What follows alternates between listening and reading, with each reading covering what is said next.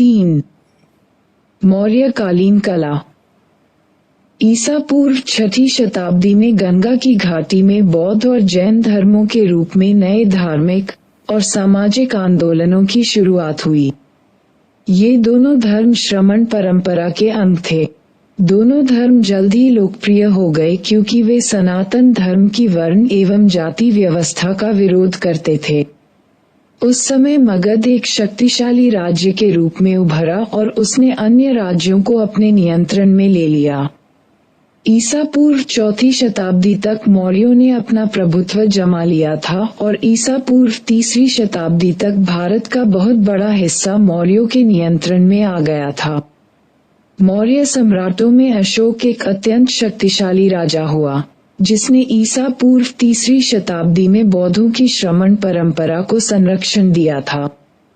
धार्मिक पद्धतियों के कई आयाम होते हैं और वे किसी एक पूजा विधि तक ही सीमित नहीं होती।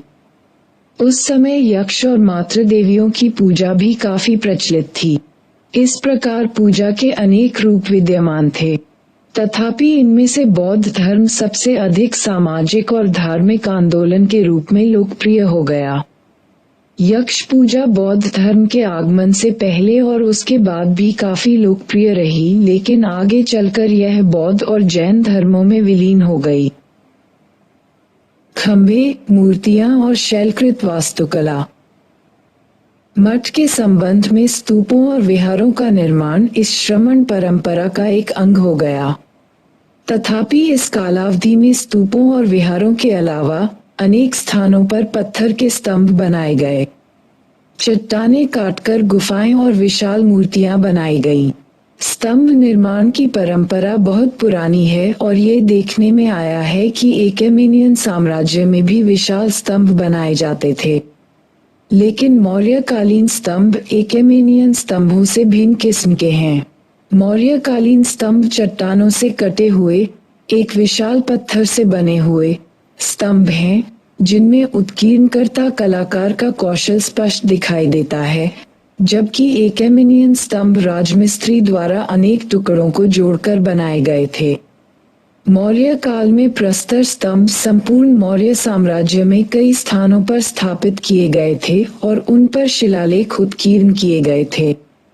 ऐसे स्तंभों की चोटी पर सांड, शेर, हाथी जैसे जानवरों की आकृति उकेरी हुई है।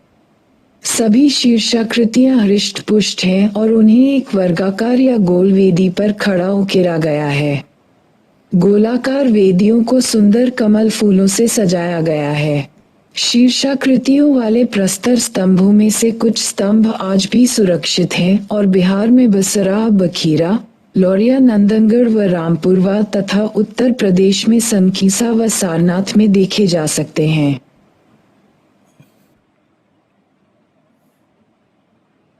सारनाथ में पाया गया मौर्यकालीन स्तंभ शीर्ष, जो सिंह शीर्ष के नाम से प्रसिद्ध है, मौर्यकालीन मूर्ति परंपरा का सर्वोत्कृष्ट उदाहरण है। यह आज हमारा राष्ट्रीय प्रतीक भी है। ये बड़ी सावधानी से उकेरा गया है।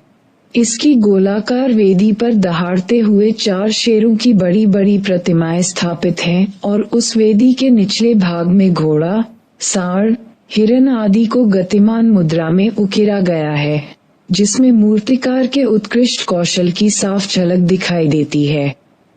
ये स्तंभ शीर्ष धम्म चक्र प्रवर्तन का मानक प्रतीक है और बुद्ध के जीवन की एक महान ऐतिहासिक घटना का द्योतक है।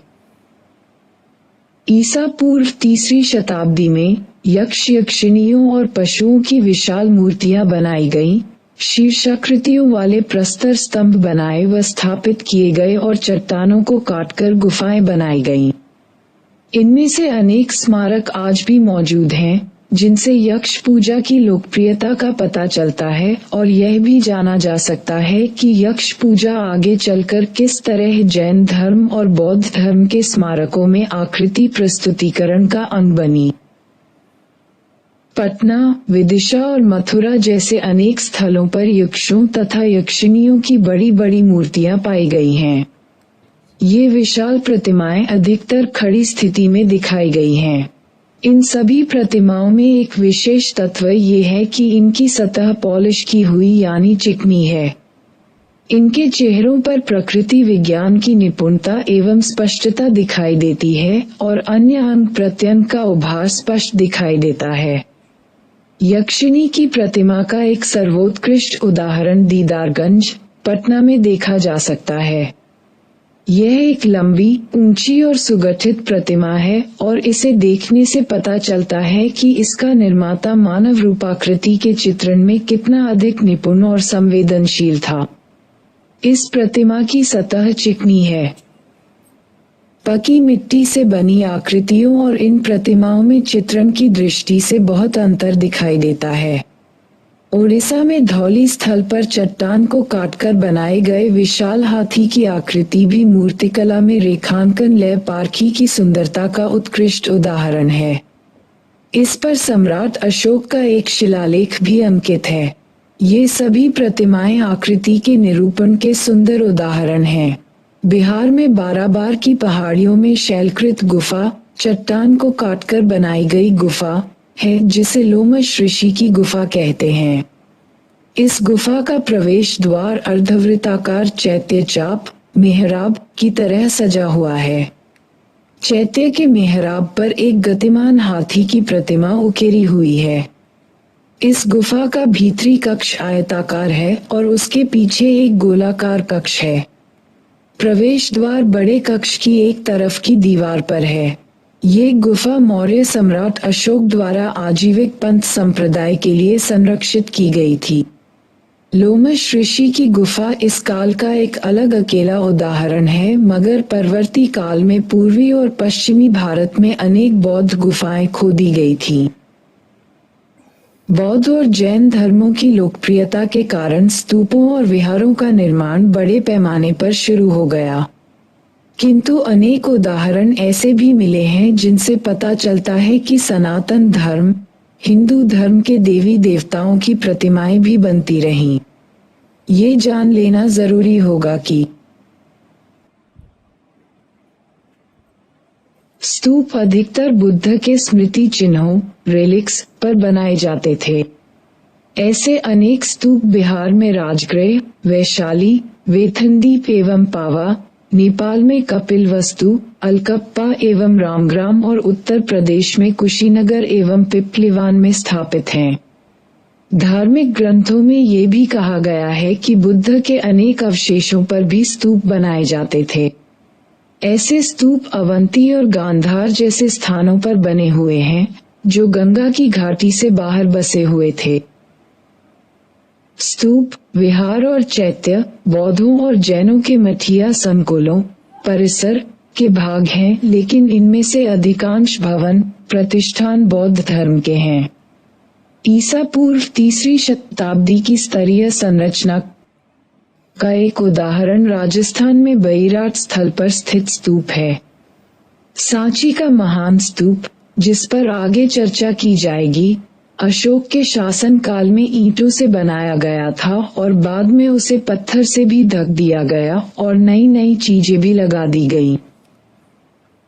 कालांतर में ऐसे बहुत से स्तूप बनाए गए जिनसे बौद्ध धर्म की लोकप्रियता का पता चलता है। ईसा पूर्व 2री शताब्दी के दौरान और उसके बाद हमें ऐसे अनेक अभिलेखीय साक्ष्य मिले हैं जिनमें दानदाताओं का नाम और कहीं कहीं तो उनके पेशे का नाम भी दिया गया है। इन स्तूपों और राजसी संरक्षण के उदाहरण बहुत कम मिलते हैं। संरक्षकों में आम भक्तों से लेकर गृहपति और राजा महाराजा भी शामिल थे। कई स्थलों पर श्रेष्ठ जनों या व्यापारिक श्रेणियों द्वारा दिए गए दानों का भी उल्लेख मिलता है, लेकिन ऐसे अभिलेख बहुत कम पाए गए हैं जिनमें कलाकारों या शिल्पकारों का भी नाम दिया गया हो। अलबत्ता महाराष्ट्र में पीतलखोड़ा गुफा में कलाकार कान्हा और कोंडानी गुफा में उसके शिष्य बालक का नाम अवश्य उल्लिखित है। कुछ अभिलेखों, शिलालेखों में शिल्पकारों की श्रेणियों जैसे प्रस्तर उत्कीर्णक, स्वर्णकार, पत्थर घिसने और चमकाने वाले, बढ़ई आदि का भी उल्लेख है। आमतौर पर संपूर्ण कार्य सामूहिक सहयोग से किया जाता था, लेकिन कहीं कहीं स्मारक के किसी खास हिस्से का निर्माण किसी खास संरक्षक के सौजन्य से कराए जाने का भी उल्लेख पाया गया है। व्यापारी जन अपने दान का अभिलेख लिखवाते समय अपने मूल स्थान का भी उल्लेख करवाते थे।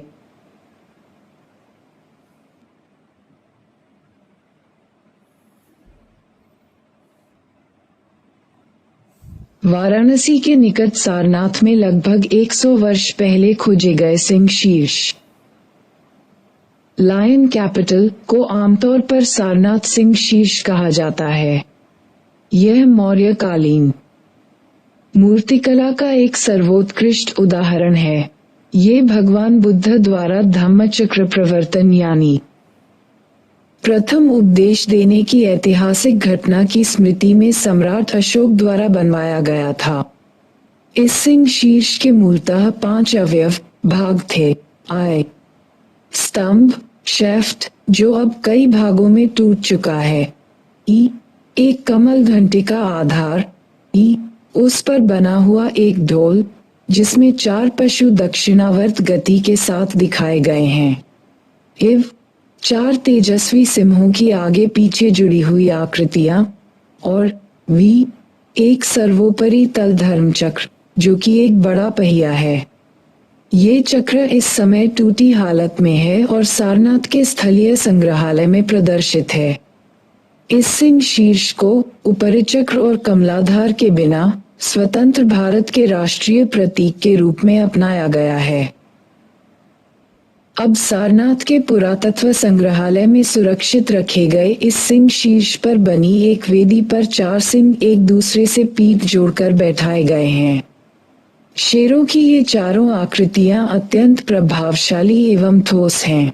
प्रतिमा की स्मारकीय विशेषता स्पष्टता दृष्टिगोचर होती है। शेरों के चेहरे का पेशी विन्यास बहुत सुदृढ़ प्रतीत होता है। होठों की विपर्यस्त रेखाएं और होठों अंत में उनके फैलाव का प्रभाव ये दर्शाता है कि कलाकार की अपनी सूक्ष्म दृष्टि शेर मुख का स्वाभाविक चित्रण करने में सफल रही है। ऐसा प्रतीत होता है कि मानो शेरों ने अपनी सांस भीतर रोक रखी है। अया केसर की रेखाएं तीखी हैं और उनमें उस समय प्रचलित परंपराओं का पालन किया गया है।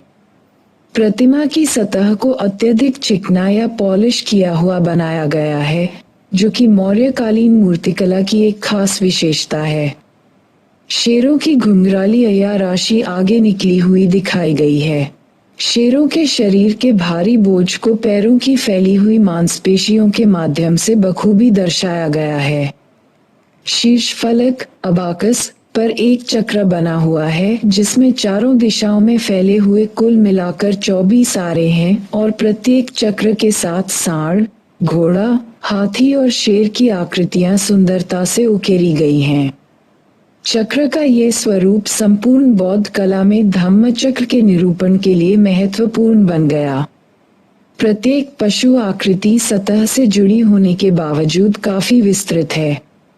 उनकी मुद्रा शीर्ष फलक पर गतिमान प्रतीत होती है। प्रत्येक चक्र के बीच में सीमित स्थान होने के बावजूद इन पशु आकृतियों से ऐसा प्रतीत होता है कि कलाकार में सीमित स्थान में भी दर्शाने की पर्याप्त क्षमता थी। वृत्ताकार शीर्ष फलक एक उल्टे कमल की आकृति पर टिका हुआ दिखाई देता है। कमल पुष्प की प्रत्येक पंखुड़ी को उसकी सघनता को ध्यान में रखते हुए बनाया गया है। नीचे के हिस्से में वक्र तलों को सुंदरता से उकेरा गया है। एक स्तंभ की आकृति होने के कारण ये समझा गया था कि इसे चारों ओर से देखा जाएगा, इसलिए दृष्टि बिंदुओं की कोई निश्चित सीमाएं नहीं रखी गई हैं। सिंह शीर्ष सांची में भी पाया गया है, पर वह टूटी फूटी हालत में है। सिंह शीर्ष वाले स्तंभ बनाने का क्रम परवर्ती काल में भी जारी रहा।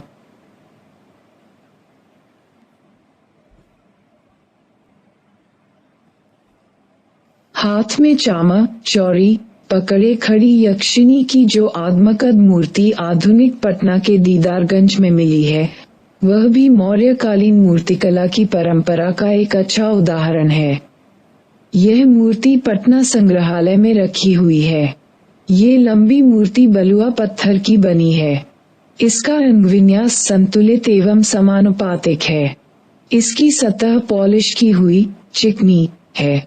यक्षिनी को दाहिने हाथ में चौड़ी पकड़े हुए दिखाया गया है। इसका दूसरा हाथ टूटा हुआ है। इस प्रतिमा में रूप और माध्यम के प्रयोग में कुशलता बरती गई है। गोल गठीली काया के प्रति मूर्तिकार की संवेदनशीलता स्पष्टतः दृष्टिगोचर होती है। चेहरा एवं कपोल गोल गोल और मांसल दिखाए गए हैं, लेकिन गर्दन अपेक्षाकृत छोटी है। यक्षिनी गले में हार पहने हुए है, जो पेट तक लटका हुआ है। पेट पर पहनी हुई चुस्त पोशाक के कारण पेट आगे निकला हुआ प्रतीत होता है। अधोवस्त्र को बड़ी सावधानी से बनाया गया है। टांगों पर पोशाक का हर मोड़ बाहर निकला हुआ दिखाया गया है, जो कुछ पारदर्शी प्रभाव उत्पन्न करता है। पोशाक की मध्यवर्ती पट्टी ऊपर से नीचे तक उसकी टांगों तक गिर रही है। वह पैरों में मोटे वजन वाले आभूषण पहने हुए है और अपनी टांगों पर मजबूती से खड़ी है। धड़ भाग का भारीपन उसके भारी उरोजों में दृष्टिगोचर होता है। सिर के पीछे केशराशि एक गांठ में बंधी है। पीठ खुली है। पीछे का वस्त्र दोनों टांगों को ढकता है। दाहिने हाथ में पकड़ी हुई चौड़ी को प्रतिमा की पीठ पर फटी हुई रेखाओं के रूप में दिखाया गया है।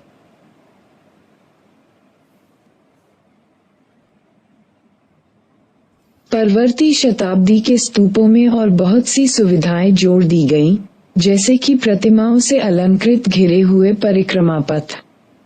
ऐसे अनेक स्तूप भी हैं जिनका निर्माण मूल रूप से तो पहले किया गया था, पर आगे चलकर दूसरी शताब्दी में उनमें कुछ और नए निर्माण जोड़ दिए गए।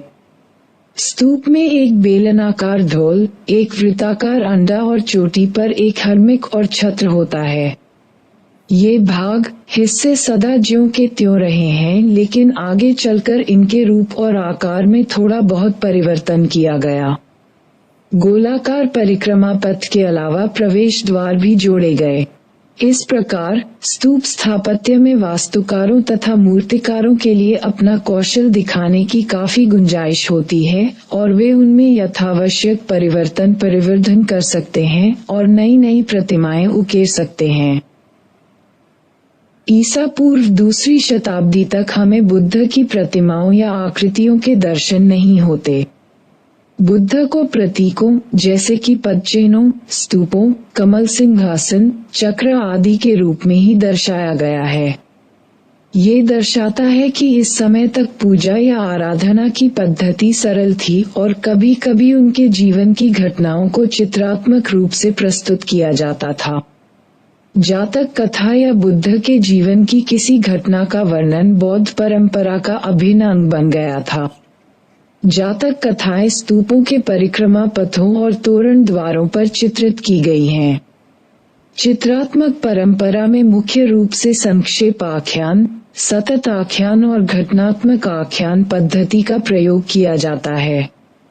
वैसे तो सभी बौद्ध स्मारकों में मुख्य विषय बुद्ध के जीवन की घटनाएं ही हैं, लेकिन मूर्तियों या आकृतियों से सजावट करने के मामले में जातक कथाएं भी समान रूप से महत्वपूर्ण रही हैं। बुद्ध के जीवन से संबंधित अनेक महत्वपूर्ण घटनाएं हैं, पर उनमें से अक्सर बुद्ध के जन्म, ग्रह त्याग, ज्ञान, बुद्धत्व प्राप्ति, धम्मचक्र प्रवर्तन और महापरिनिर्वाण, जन्म चक्र से मुक्ति की घटनाओं को ही अक्सर चित्रित किया गया है। जिन जातक कथाओं का अक्सर अनेक स्थानों पर बार बार चित्रण दर्शाया गया है, वे मुख्य रूप से छदंत जातक, विदुरपंडित जातक, रुरु जातक, सिबी जातक, वैसांतर जातक और शम जातक से हैं। अभ्यास 1. क्या आप ये सोचते हैं कि भारत में प्रतिमाएं, मूर्तियां बनाने की कला मौर्य काल में शुरू हो गई थी? इस संबंध में आपके क्या विचार हैं? उदाहरण सहित लिखें। 2. स्तूप का क्या महत्व था और स्तूप वास्तुकला का विकास कैसे हुआ? 3. बुद्ध के जीवन की वे 4 घटनाएं कौन सी थीं जिन्हें बौद्ध कला के भिन्न भिन्न रूपों में चित्रित किया गया है? ये घटनाएं किस बात का प्रतीक थीं? 4. जातक क्या है? जातकों का बौद्ध धर्म से क्या संबंध है? पता लगाएं।